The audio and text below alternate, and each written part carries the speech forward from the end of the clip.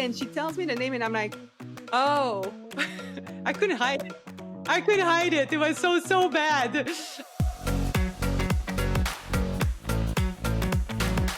Welcome to Hired the Podcast. Again, as always, I am Travis Miller. This is a conversation about the world of work with the best and brightest minds in this space. Today, I'm pleased to be joined by Karine Leblanc. Karine is not only the Vice President of Sales for iAir, one of the leading designers and manufacturers of commercial HVAC and building automation equipment, but she is also a renowned speaker, trainer, coach, and author of the book, How to Be Human in a Technical World. Karine, thanks so much for being here today. I really appreciate it. Hey, Travis. Thank you for the introduction and showing my book. That's so sweet. Thank you. Oh, of course. Well, I had to read it before our conversation, and very interesting, but I kind of want to start at the beginning because interesting journey to get to here, coming from being a certified HVAC technician, getting your engineering degree. You don't often see that journey from somebody who can fix my air conditioner to being up on stage dozens of times a year, presenting to giant conference rooms of people about anything, but let alone the soft side of being in a technical world. How did that happen? My God. It started when it was time to pick a job, right? When I was young. And then my nightmare was to go to school and not have a job when I finish. So I was like, if I'm going to go and find something to study, I better have a lot of opportunities and a good living. And it just so happened that my dad is an HVAC teacher. Okay, heating, ventilating, and air conditioning teacher. He never pushed for me. He never said that I should go into it. But when I looked at that, the little book that you get before you get to choose where you're going to go, it showed that it was 100% of the people that were graduating would find a job. And then I was like, wow, talk about that 100%. And then what I really liked was that there was a lot of options, right? You could do plumbing, you could do ventilation, you can do refrigeration, you could do fire protection, you could do controls. So I like to have options. If I don't like something, I would like to go something else. And I get bored very easily. Mm-hmm. So I like that aspect. And so I went in HVAC. I loved it because it was very applied, right? It's very handy. It's not only like stuff that you don't see. It's pipe, it's water, it's air. So I like that. And then when after technical schools, I was like, I'm not sure I want to have a boss or someone with a white hat telling me what to do. Therefore, I was like, okay, I think I'm going to become an engineer and I'm just going to keep going and go to mechanical engineering school.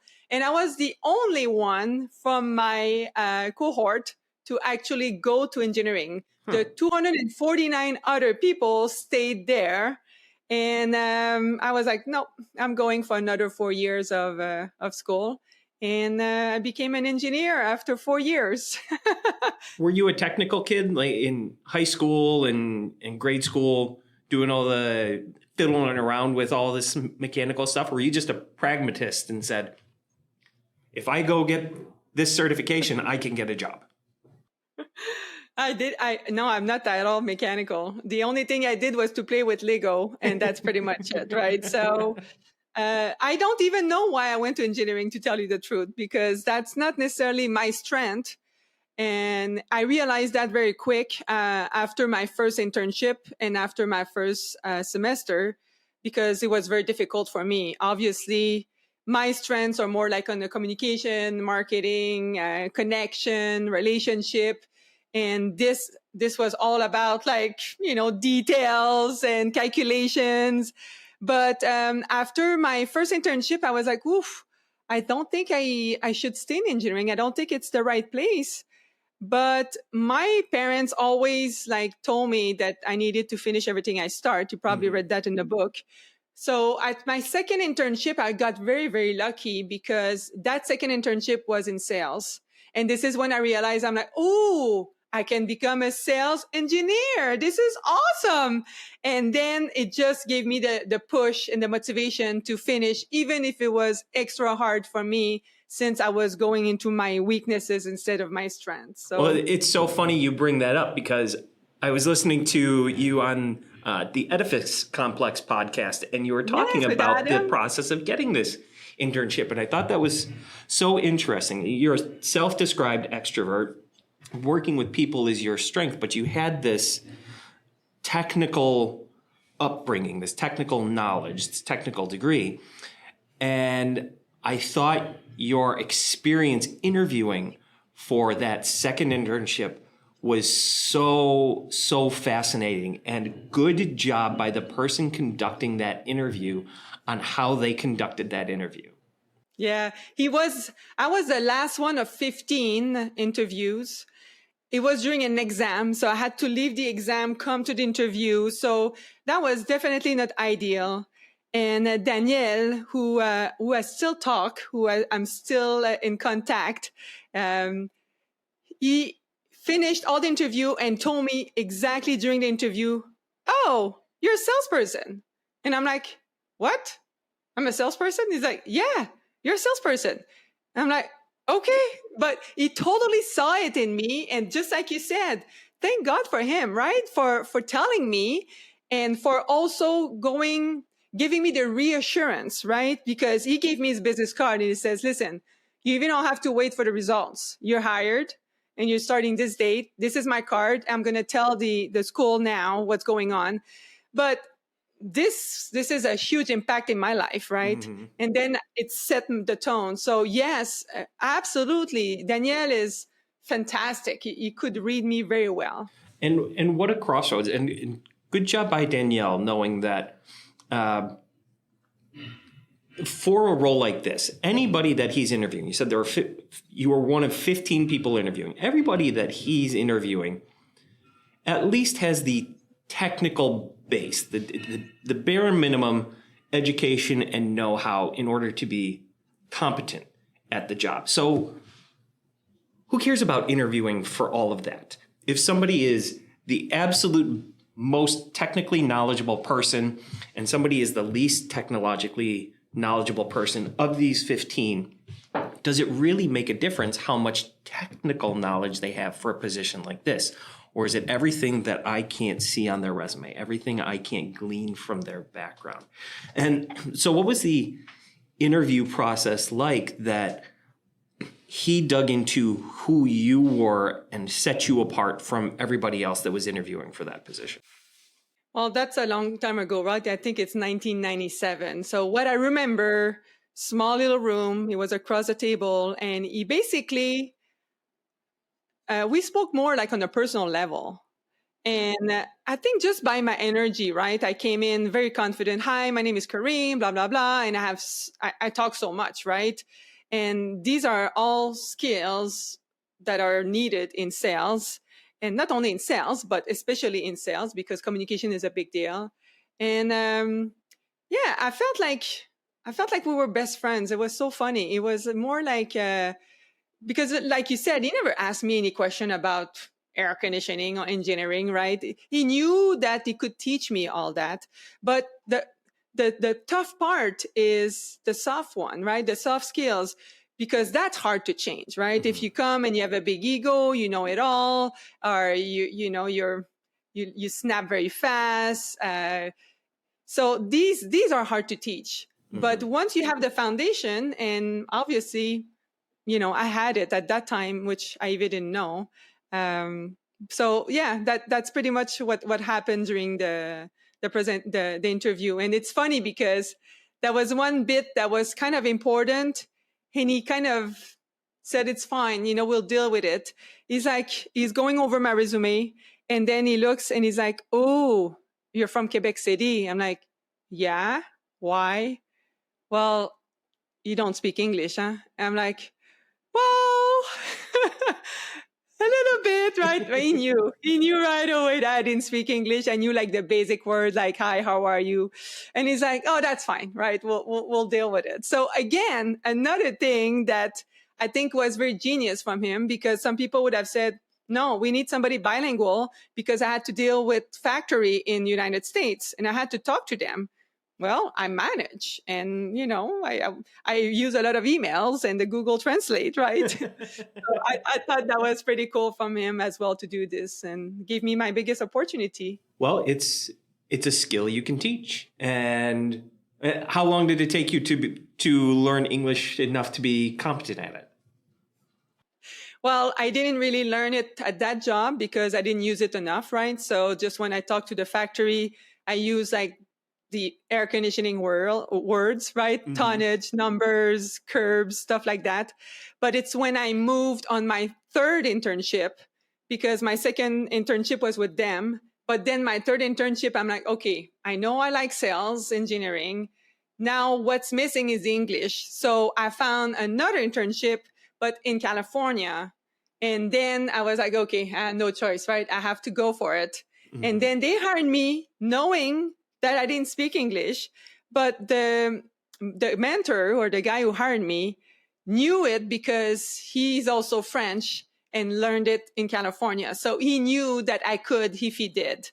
So he hired me, and it took me 4 months of going to bed at 8:00 because I was so exhausted because learning a new language, 100% immersed, right? No family, no friends, nothing. Just English all day, all night. But that was the best experience ever. I loved it. What a wild experience. So the lessons that you kind of learned through your process of focusing on being the focus of hiring what somebody can't teach or coach or train, how have you imparted that into your world when you're hiring for your organization? How are you conducting the interviews in order to identify everything that you don't already know? Yeah, that's a good question. One thing that I learned is the importance of going outside of your comfort zone, right? Because I was way outside of my comfort zone. So when I talk to somebody and I want to interview somebody, to tell you the truth, it's pretty sad, but I really follow my guts, my instinct. And my interviews are just like I was interviewed, mostly about personal stuff, right? Where are you from? What do you do? Like, have you had any triggered events that you remember that kind of sets emotions, to the roof? How did you deal with the situation? Just little thing, but nothing too crazy. Just, it's not, I don't want to scare them. I don't want to be, I don't want to really, I like little role play like this, right? Like what's going on if a client is like this? What about if somebody yells at you? How do you usually cope with that? But I'm really about like personal and not so much about the work. We can learn it. We can all learn it. How do you do it, Travis, on your side? It's really pretty similar. Yeah.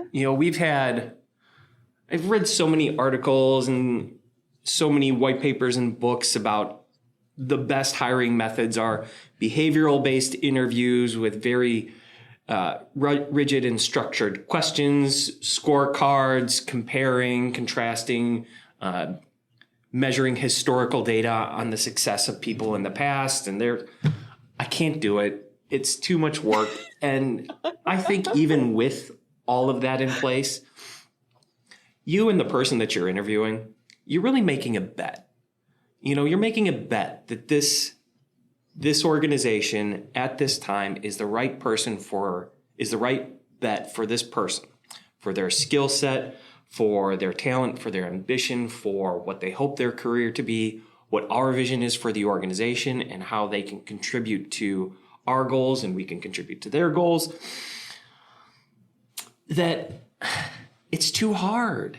And so we're making a bet, and we're making the best bet that we possibly can. And no matter how hard we try, I don't think it would matter if we were as rigid and structured as we possibly could be. We'd still get the bet wrong sometimes. And so we do our best to try and ensure that we're making the best bet possible. And as a recruiting company, that's what we're trying to help our organizations do is just help you make a really good bet. And we're going to get it wrong sometimes. I probably shouldn't put that out there into the world that our company is going to do our best to help you hire the best people. And sometimes even our knowledge, our skill set, our efforts combined with your knowledge, your skill set, your efforts, we're not going to be perfect because we're humans and humans aren't perfect, but we want to do our best. You know, it's like you, the people I interview, they rarely don't have the skill set to be successful. And so we got to find the people that honestly it comes down to, do they have the skill set? Do they have the things that we can't coach, teach, or train? And are they going to like walking through the door every day? And are we going to like seeing them walk through the door every day? That's very well said. I really like also to call people that know the people that I'm interviewing, because you will know right away, right, how it was before. So being in sales, I have a lot of my clients that would call me and say, Karine, we're interviewing that person. Do you know them? Have you worked with them? And it happened because we called on like 50 engineering firm, and every engineering firm had between 5 and 200 people, right? And I can tell you that it made the difference when I would tell them, just by the way I was working with them, the way they talked to me, the way they treated me, the way they respected me. Then I would just tell my client, listen, technically I cannot tell you, right? Because what we're dealing is on a minimum level. But on the human side, then yes, or I don't know, right? Maybe not. And it's funny because I have one of my clients that didn't ask me for one specific person because that person was so qualified. And I show up and she's like, hey, we have this new manager. And I'm like, oh, really? Who's that? And she tells me the name and I'm like, oh, I couldn't hide it. It was so bad. I'm very authentic, and it's like very hard to hide my emotions. And she's like, why? I'm like, why you didn't call me for this one, right? Like, I'm like, yeah, that's fine, right? It's fine, good. And within 3 months, it was out of the door, right? Wow. Because it was very, very, very, very difficult individual to work with. He was very qualified on the IQ, was very, very like smart and all of this, but the way he was talking to people and so just to tell you, right? Yep, they had all of the skills that you could train, that you could teach. It was the ones that you can't. And let me ask, how do you, because it's going to be inevitable. I mean, and the people that do have these low EQ individuals, they still have wonderful attributes that can allow them to be successful in organizations. As a leader, I'm sure there are a number of people that aren't great at dealing and working with other people in even in your organization. Yeah. How do you lead and manage and coach to those individuals that maybe aren't as wonderfully friendly as you and I, Karine? Oh man, that's the toughest one. That's really tough. You have two sides of the story. There is the one that are not aware. Okay. So that's the toughest part, because then you need to bring awareness to them in a delicate way. And you have the other one that are aware, but they're proud of it. Mm-hmm. Well, I'm like that, right? So I'm sorry. I know I'm like that, and that's it. Kind of deal with it. So one is as hard as the other, personally, because it's a struggle. So what I like to do is first of all, I include personal development in my own meetings. Okay. So for example, if I conduct my sales meeting, the first point of order is we're going to personal development. So one person each their turn every week, bring up a subject that they want to teach the other. So then it's a way to teach without having a training, without having somebody exterior, and you can address issues right away. Because I give you an example. If I'm talking to a client and I'm like, oh, how was your meeting with such and such? And they're like, wow, he really likes to talk, huh? And I'm like, okay. So now I'm like, okay. And so in the next agenda on the personal development, when it's my turn, then I'm going to put the importance of listening or active listening. And then I go to everybody and I'm like, okay, so what do you think? And you can hear that person, oh, I don't have that problem. I'm a super good listener. And you just know that somebody said that they're not so good and they really like to talk. So, but then you can address, you can give some tips. And I thought this is a very good way to kind of have it regularly, right? Every week, it's consistent and it's not once in a while, and it can be addressed right away. So that's one of the tricks that I use. And I think the second one would be to do some coaching, but that people don't really know, right? Asking open questions and say, so, you know, that email that you sent to that client. So what do you think about that, right? Do you think it was maybe it could have been written differently, or oh, I didn't know there. Which emails, right? Well, you know that email that you sent because with this client, and then you make them think, right? And just small little awareness tool like that that I do. Do you have a specific email in mind when you're having that conversation, or do you play Of course, the parent of game course. when you kid just has that guilty look on your face and you just walk up to them and you go, something you want to tell me? And you don't know what the hell they did, but you know there's something, and you just wait for them to come forward with it.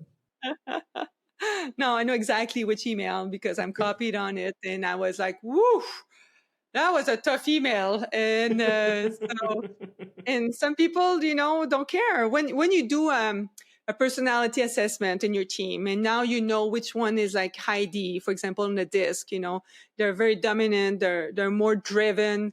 They have maybe sometimes a tendency to go and write things like boom, boom, boom, right? So you just need to address that. And after you realize and you set the tone, then what I realized is I had some of the people reach out and say, hey, Karine, I have to write that tough email. Can you help me out? And here's the email. And I'm like, okay, go. I would add this, delete this. This is bad. Like, and I would just give them. And then oh, thank you so much. I know you're good with that. And I'm not. So then it's like you help each other, right? It's a trust. And that's cool. I thought it was so cool when that person did that. I was like, cool, this is great, right? They're aware, but they don't have the tool yet. They're not capable. Therefore, they reach for help. And that's wonderful. Emails are so tricky. It's because when people write an email, they hear their voice in their head. And when people read their email, there's no voice there. And so you have no idea how to interpret it. And yeah, I have that in my world where people, they don't mean it. And I almost think being able to read people's messages with empathy is an incredible skill to know that I have no idea what the context of their voice when they're writing this is. And so I rarely get mad at people's written messages. But there are plenty that I read that if I didn't have that skill, I could go, geez, what crawled across their butt today? Were they in a hurry? Was it a bad day? And just having some compassion, you know, some empathy, like you said, will make a big difference. And then you have those that happen in person, right? If I had a contractor last week call me and we talked and he's like, Karine, your problems are not my problems.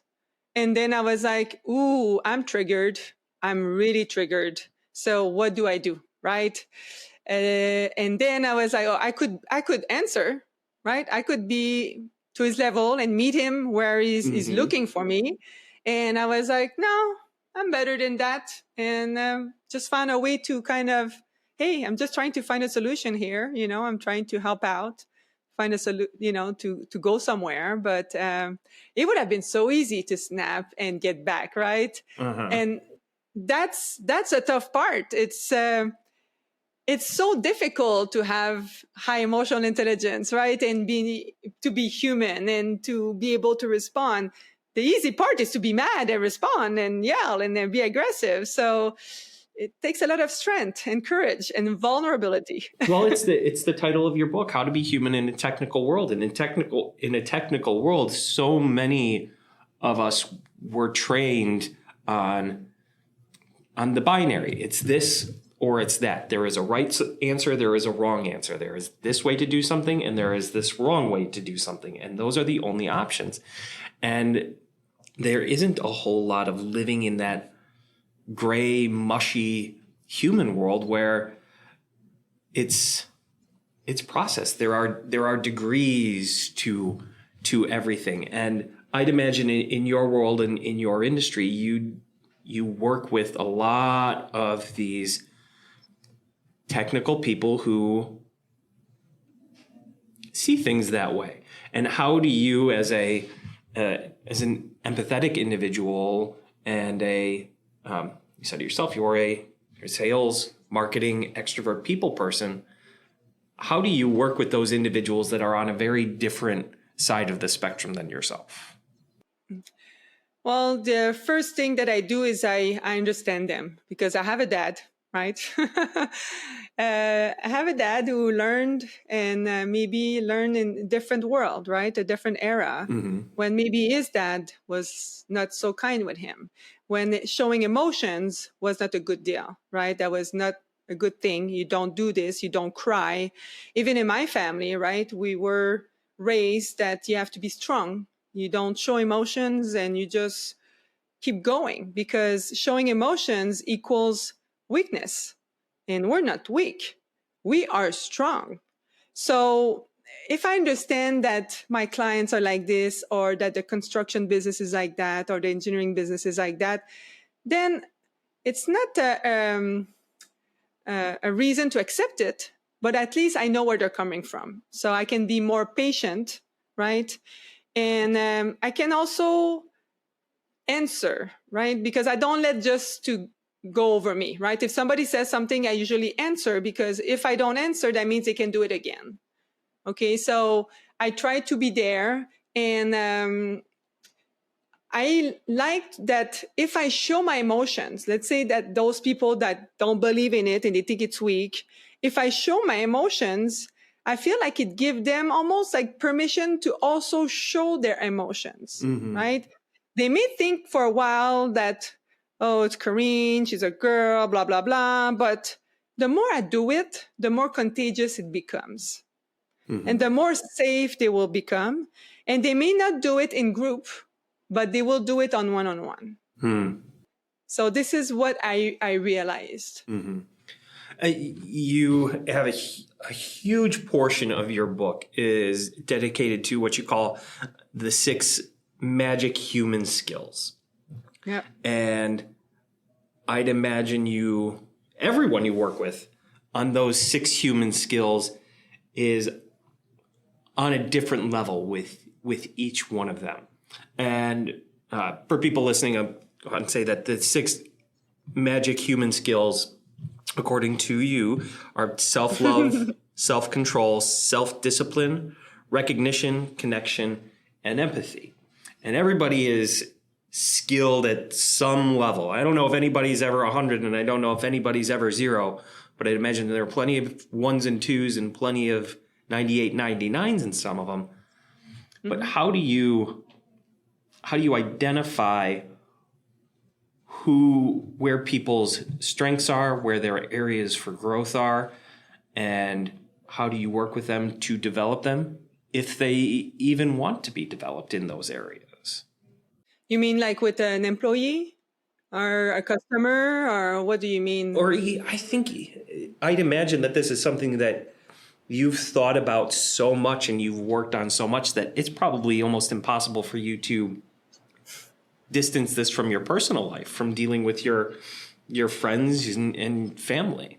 But we'll keep it to everybody, basically.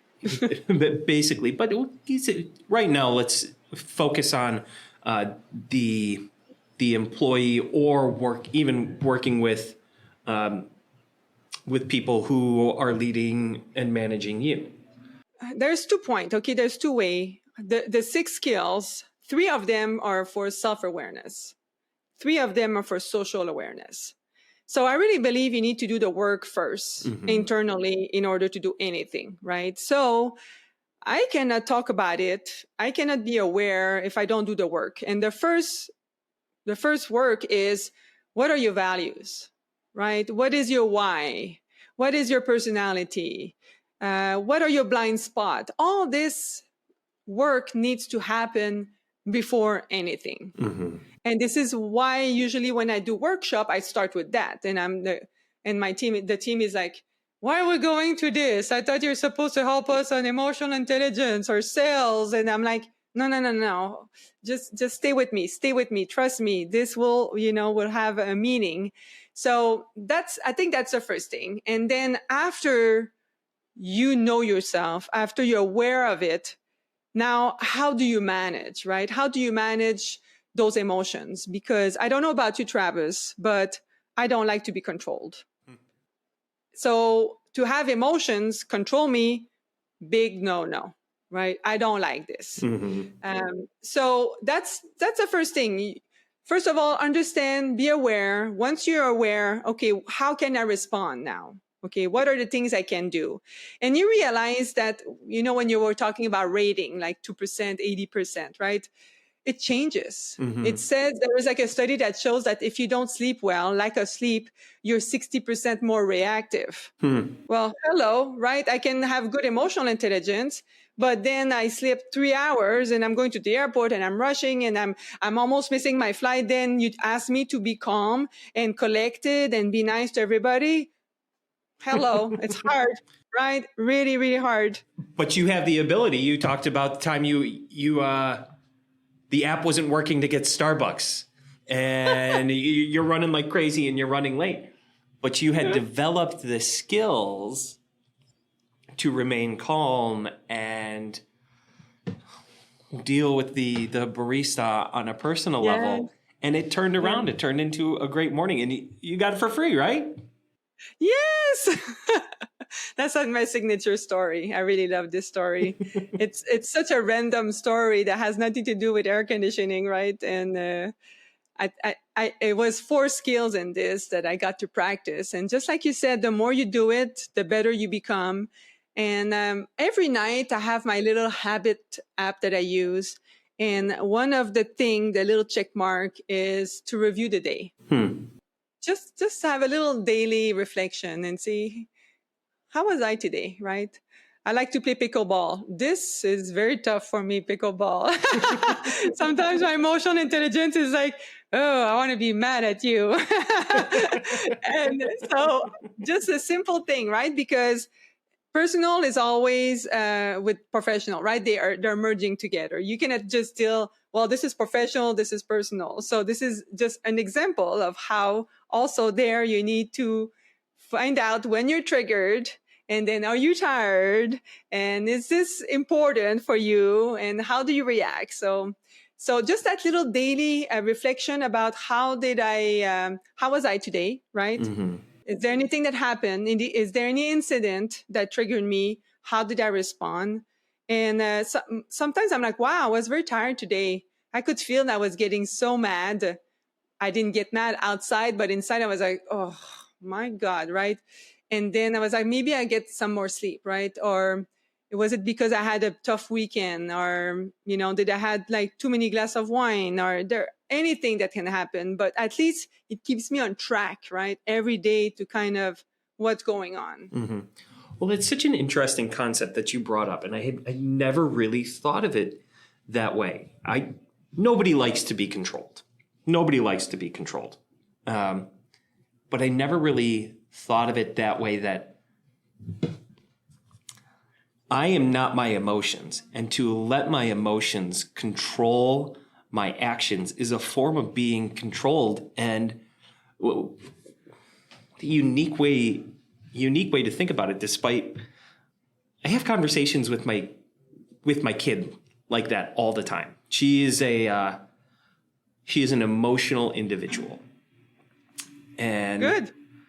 And I've had that conversation with her, just because you have that emotion doesn't mean you need to act on it. You don't need to let your emotions control you.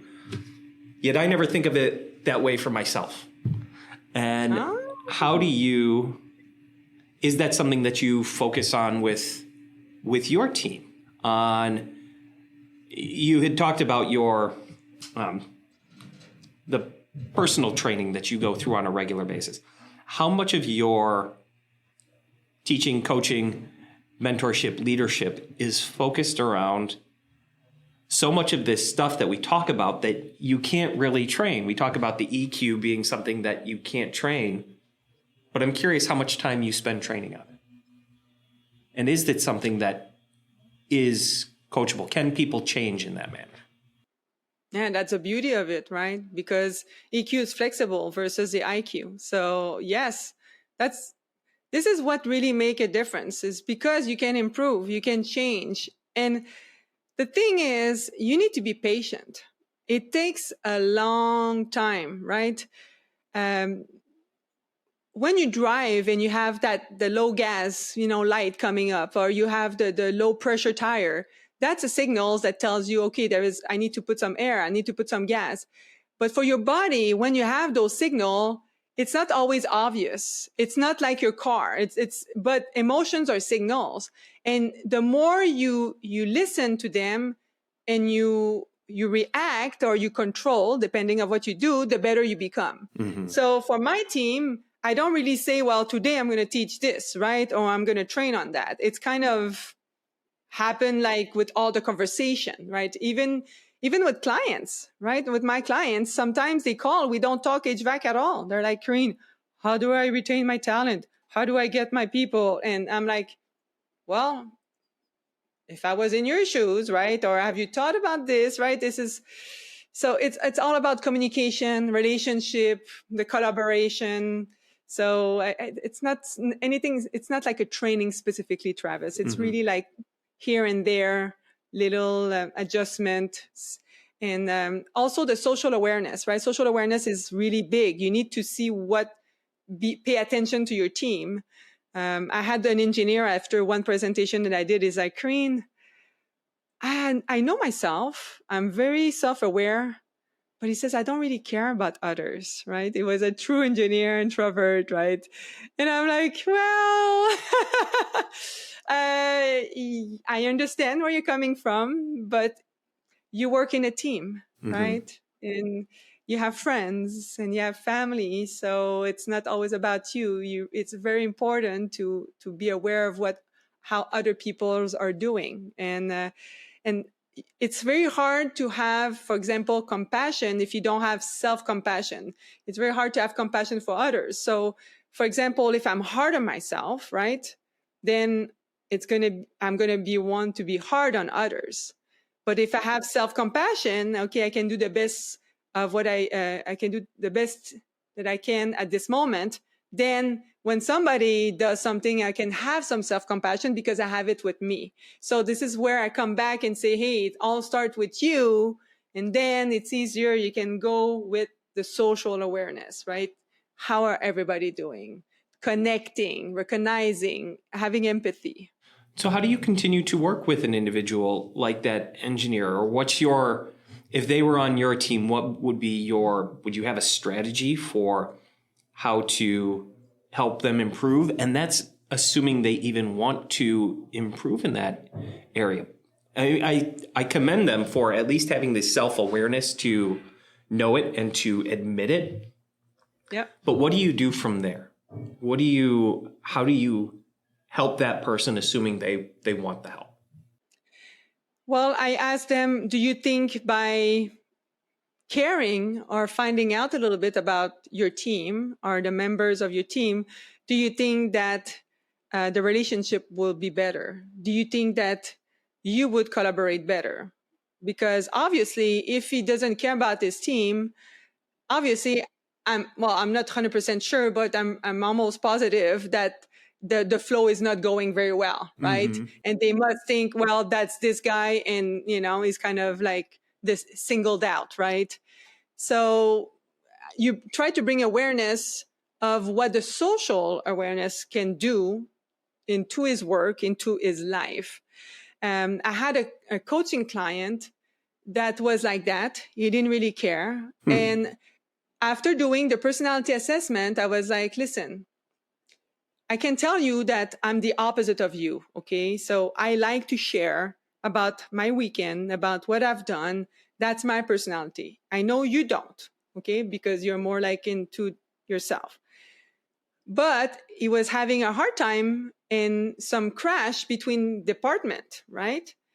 And I said, why don't you try maybe at the next meeting, instead of starting the meeting being boom, boom, boom, and not care about anybody, not paying attention to others, why don't you just start the meeting and ask, how is everybody doing? What did they do last weekend? Something related to them. And I said, you don't need to like it. You don't need to even listen to their answers, right? Just try it. So we had another coaching call and he tried it and he's like, oh my God, Karine, it changed everything. And I'm like, I know, because I like that. This is important for me. This is important for relationship. And then I will do anything for you if I think you care about me or if you see, know, and hear me, right? It was just a simple thing. He was willing to do it because it was so difficult between the team, right? And they were like butting heads and it was very, very bad. And one simple tweak, just try it. And he did it and big difference.